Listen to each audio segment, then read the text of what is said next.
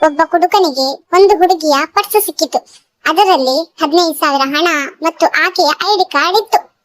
ಆಕೆಯ ID card ನಲ್ಲಿ ಅವಳ ಹೆಸರು ನೋಡಿದ ಕುಡುಕ ಸೀದಾ ರೇಡಿಯೋಗೆ ಕಾಲ್ ಮಾಡಿದ. ನಂಗೆ ಪುಷ್ಪಲತಾ ಎಂಬ ಹುಡುಗಿಯ ಪರ್ಸು ಸಿಕ್ಕಿದೆ ಸರ್, ಅದರಲ್ಲಿ ಅವಳ ಐಡಿ ಮತ್ತು 15,000 ಹಣ ಕೂಡ ಇದೆ ಅಂತ ಅಂದ. ಇದನ್ನು ಕೇಳಿದ ರೇಡಿಯೋ ಜಾಕಿ ಹೇಳಿದ, ನೀವೆಂತ ಪ್ರಾಮಾಣಿಕ ವ್ಯಕ್ತಿ ಕಣ್ರಿ, ನಿಮ್ಮಂತ ವ್ಯಕ್ತಿಗಳು ಈ ಸಮಾಜಕ್ಕೆ ಬೇಕು ಅಂತ ಅಂದ. ಅದಕ್ಕೆ ಕುಡುಕ ಹೇಳಿದ, ಹೌದು ಸರ್, ಅದಕ್ಕಾಗಿಯೇ ಆ ಪುಷ್ಪಲತಿಗೋಸ್ಕರ ಒಂದು ಬೇಜಾರಿನ ಸಾಂಗ್, ನನ್ಗೋಸ್ಕರ ಒಂದು ಖುಷಿಯ ಸಾಂಗ್ ಹಾಕಿ ಸರ್ ಅಂತ ಹೇಳಿ ಕಾಲ್ ಕಟ್ ಮಾಡಿದ.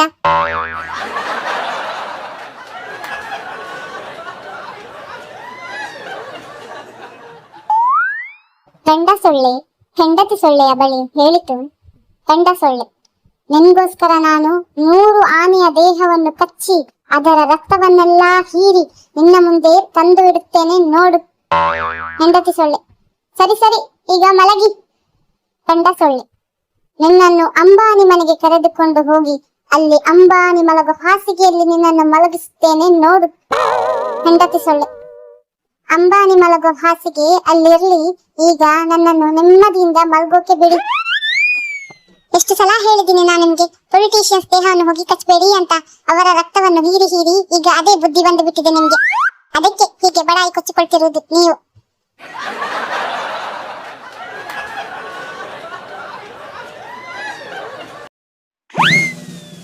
ಹೆಂಡತಿ, ರೀ, ನೀವು ಬಿಟ್ಟು ಬಂದ್ರೆ ಮಾತ್ರ ನಾನು ನನ್ನ ತವರು ಮನೆಗೆ ಹೋಗೋದು. ಗಂಡ, ಸರಿ, ಹಾಗಾದ್ರೆ ನೀನು ಕೂಡ ನಾನು ಕರೆದುಕೊಂಡು ಬರುವ ತನಕ ನಿನ್ನ ತವರು ಮನೆಯಿಂದ ವಾಪಸ್ಸು ಬರುವ ಹಾಗಿಲ್ಲ.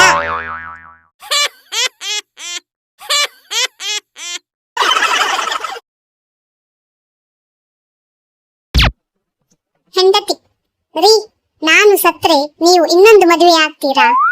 ಗಂಡ, ಅಯ್ಯಯ್ಯೋ, ಖಂಡಿತ ಇಲ್ಲ ಕಣೆ. ಹೆಂಡತಿ, ಹೌದಾ ರೀ, ನೀವು ಎಷ್ಟು ಒಳ್ಳೆಯವರು, ನಾನೇ ನಿಮ್ಮನ್ನು ತಪ್ಪು ತಿಳ್ಕೊಂಡು ಬಿಟ್ಟಿದ್ದೆ.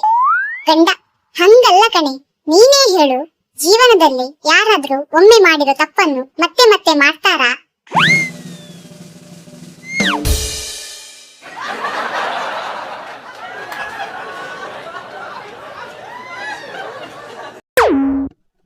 ಹೆಂಡತಿ ಗಂಡನಿಗೆ ಫೋನ್ ಮಾಡಿ, ರೀ, ಎಲ್ಲಿದ್ದೀರಿ? ಗಂಡ, ನಿಂಗೆ ನೆನಪಿದ್ಯಾ, ನಾವೊಂದು ಚಿನ್ನದ ಅಂಗಡಿಗೆ ಹೋಗಿದ್ವಿ. ಹೆಂಡತಿ, ಹೌದು ನೆನಪಿದೆ. ಗಂಡ, ಅಲ್ಲಿ ನಿಂಗೊಂದು ಚಿನ್ನದ ಸರ ಇಷ್ಟ ಆಗಿತ್ತು, ನೆನಪಿದ್ಯಾ? ಹೆಂಡತಿ ಖುಷಿಯಿಂದ, ಹೌದು ನೆನಪಿದೆ. ಗಂಡ, ನನ್ನ ಹತ್ರ ಹಣ ಇಲ್ಲ ಅಂತ ನಾವು ವಾಪಸ್ ಬಂದ್ವಿ.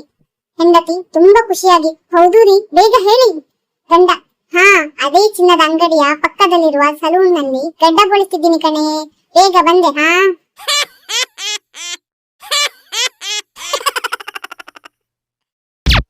ಗಂಡ, ಲೇ, ಜೋರು ಎದೆ ನೋಯ್ತಾ ಇದೆ ಕಣೆ, ನಾನು ಸಾಯ್ತೀನಿ ಅಂತ ಅನಿಸ್ತಿದೆ, ಬೇಗ ಆಂಬುಲೆನ್ಸ್ಗೆ ಫೋನ್ ಮಾಡಿ. ಹೆಂಡತಿ ಮೊಬೈಲ್ ತೆಗೆದು, ರೀ, ಪಾಸ್ವರ್ಡ್ ಹೇಳ್ರಿ ಬೇಗ. ಗಂಡ, ಆಂಬುಲೆನ್ಸ್ ಏನು ಬೇಡ ಕಣೆ, ನೋವು ಈಗ ಸ್ವಲ್ಪ ಕಮ್ಮಿ ಆಗ್ತಾ ಬಂದಂಗೆ ಅನಿಸ್ತಿದೆ.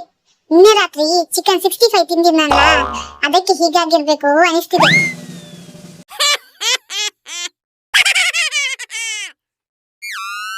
ಹೆಂಡತಿ ತುಂಬಾ ಬೇಜಾರಲ್ಲಿ ತನ್ನ ಗಂಡನ ಬಳಿ ಹೇಳ್ತಾಳೆ, ರೀ, ನಮ್ಗೆ ಮದುವೆ ಮಾಡಿಸಿದ್ರಲ್ಲ ಪೂಜಾರಿ, ಆ ಪೂಜಾರಿ ತೀರೋದಂತೆ ರೀ, ಪಾಪ ಶಿವ್.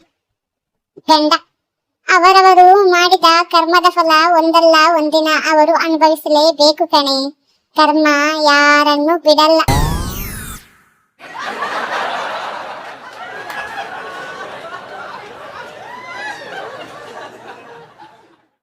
ಸ್ನೇಹಿತರೆ, ಈ ಚುಟುಕುಗಳು ನಿಮ್ಗೆ ಇಷ್ಟವಾಗಿದ್ರೆ ದಯವಿಟ್ಟು ಲೈಕ್ ಮಾಡಿ, ಹಾಗೆ ಸಬ್ಸ್ಕ್ರೈಬ್ ಆಗೋದನ್ನು ಮಾತ್ರ ಮರಿಬೇಡಿ.